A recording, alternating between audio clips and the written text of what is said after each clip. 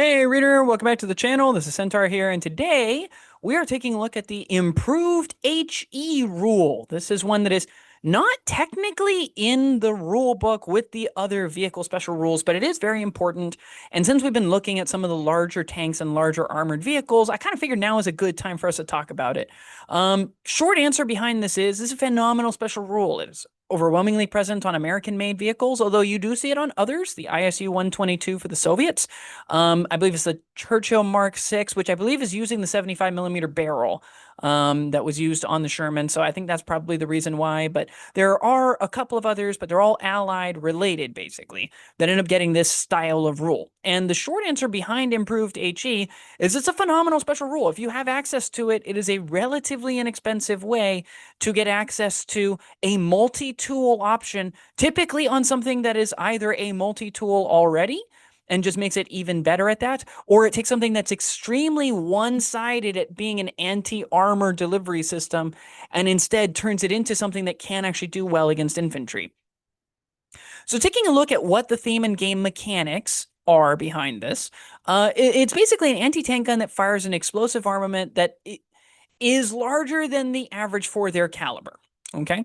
I don't know how consistently this is applied. I know there's, I think, like one Italian vehicle that gets it. I feel like there should be more armored vehicles that get improved HE, but I mean, I'll let the really deep armament style nerds talk about that down below because I don't know those kinds of things. The critical thing is that for a lot of these, US, some USSR tank and tank destroyers, it allows them to treat their HE as basically an extra inch more than the normal one for that caliber gun, right? So over on the right-hand side, you have the entry for the M4 Sherman. You know this because it has the weak side special rule right underneath of it. So that's how you know that this is the M4 Sherman, because there aren't very many vehicles that have weak sides.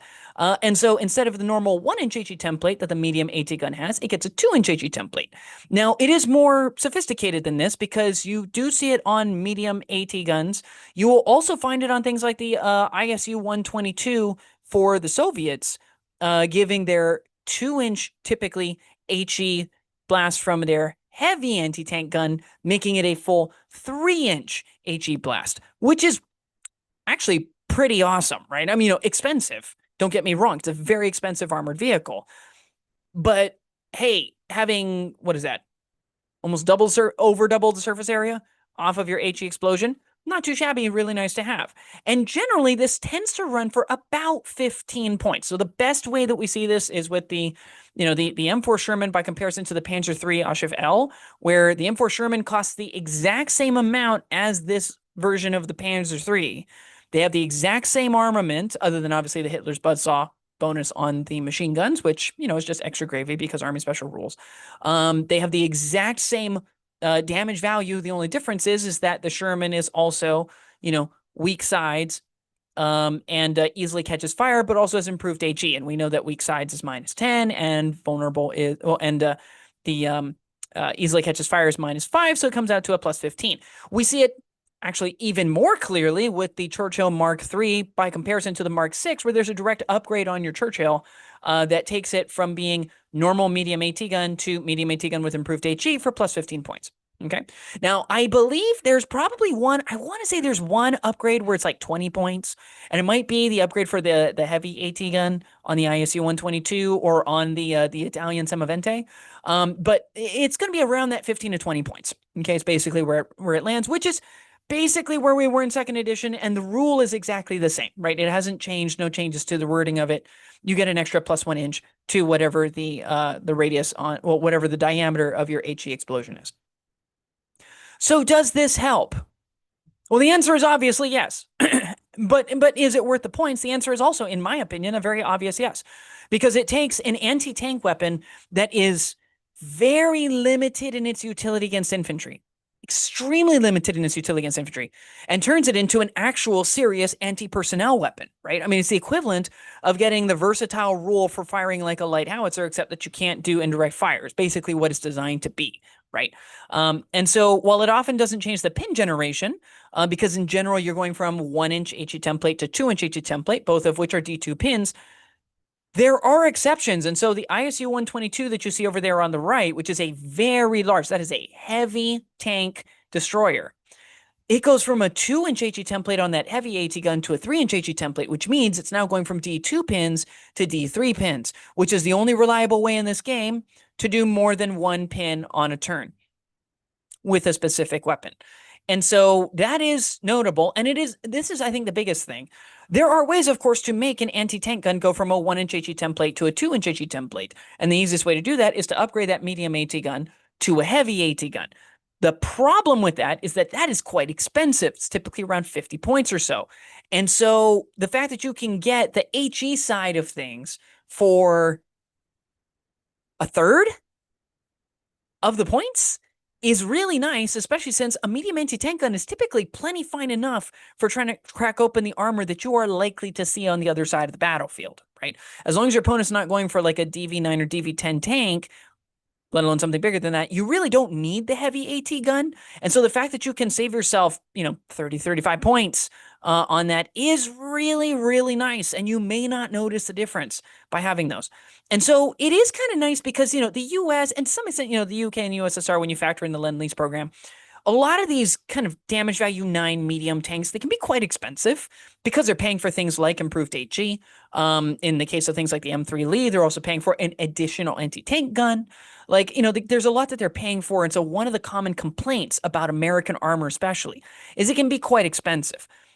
But the benefit that you're getting and the reason why that expense can be justified is because you're making it more of a multi-tool, right? Because now, yes, I have something to go after enemy armor. But if you end up facing an army that doesn't run armor, like a partisan army, possibly a Greek army because their armor isn't very good, a Norwegian army which can't get any, Japan with the new book, there's a very strong case to be made that you should be running that all infantry. If you don't take those, the 1-inch HE templates are not going to do very much for you. So you're going to be dramatically overpaying for what that vehicle is able to do. But if you can take it with improved HE, suddenly, if they leave all the vehicles at home saying, ha, all those big AT guns that you paid for, you're overpaying for them, your Churchill Mark VI is going to say, well, actually, I'm still pretty okay. I can be knocking on the doors of 3 to 6 people, potentially, depending on how tightly compacted you guys are and what kind of, alignment you have for your infantry section. And that is really nice.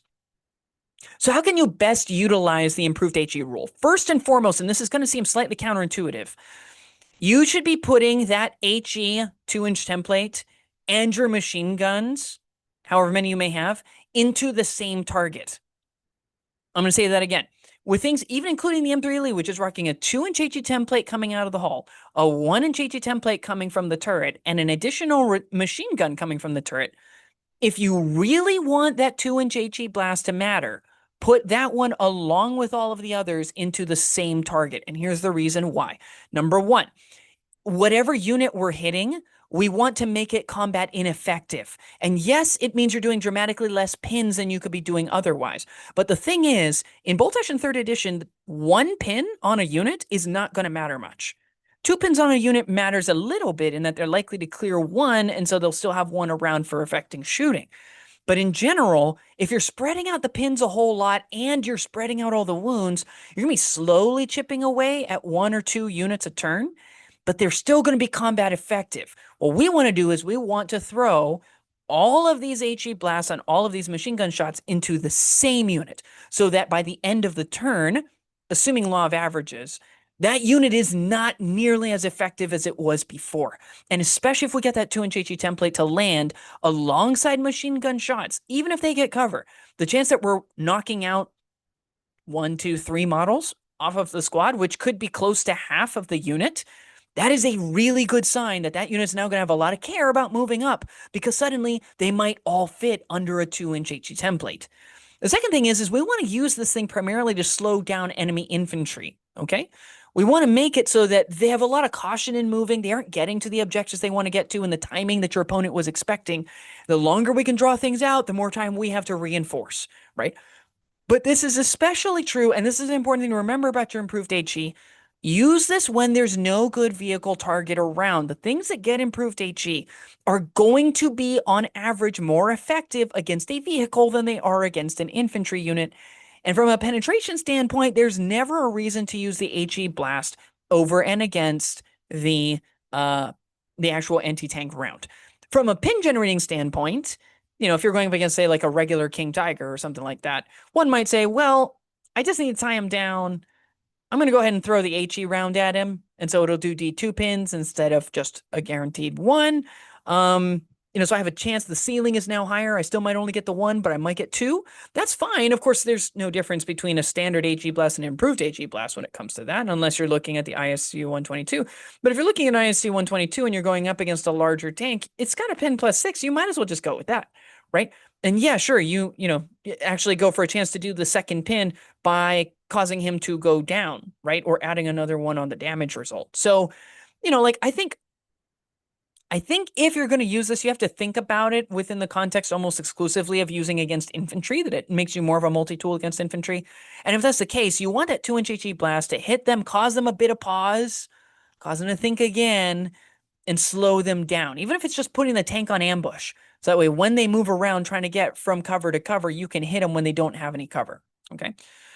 It's also a really strong counter to all infantry forces, right? So, now instead of just doing a 1-inch HE template with these sort of things, you're rolling a 2-inch HE template. It has 3 times the surface area, right? You've gone from a 1 square inch minus the corners, obviously, to a 4 square inch area minus the corners, obviously, right? And so you've dramatically improved it for only 15 points, which is not horrible at all. Okay. It also often comes on a durable chassis or on a recce chassis. So, you might end up with something that's like DV8, like the M24 chassis, but it does come with recce. So not only is it good at hunting infantry if it needs to escape or if it needs to just tank a hit, these things are actually relatively good at doing that. And then finally, it is especially a really good answer to enemy artillery teams, mortar teams, and machine gun teams. Anti-tank teams to some extent, although, the anti-tank teams, they're far more likely than these things to be transported in vehicles and moved up very quickly by an officer, so that they're jumping out and getting the jump on you. They might actually be able to shoot at you before you shoot at them. In this case, however, against all of these, you're looking at, 2 to 4 man squads typically, although obviously some of those artillery units can get up to like, 8 right now with the new Japanese book. You can get up to 8 on a heavy artillery gun. And so, they can be pretty large, but the nice thing about it is you are likely to catch close to half of the models in a 2-inch HE template, if not over half, if not the entire unit in the case of a light mortar team.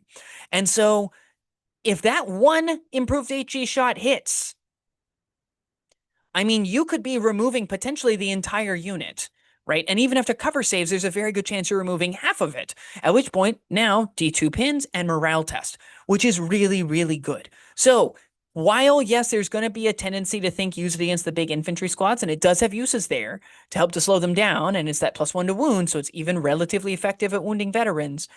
Being able to pick up and remove enemy team weapons and artillery units can be very, very effective with these. And so in my opinion, I think Improved HE is great. I think it's 15 points very well spent. It takes something that is very strictly run in a role that is, anti-armor, and it makes it a lot more flexible for the kinds of threats that you're going to see. And with the new Japanese book, I think a lot more likely to see over the next 6 to 12 months than we have even from the start of the new edition. But what do you think? Do you think 15 points to not really change your HE output, generally speaking, against armor is not worth it? Do you think that this is absolutely worth it just because the things that run it, like the M4 Sherman and the M3 Lee and the M24 Chaffee and the Churchill, are awesome?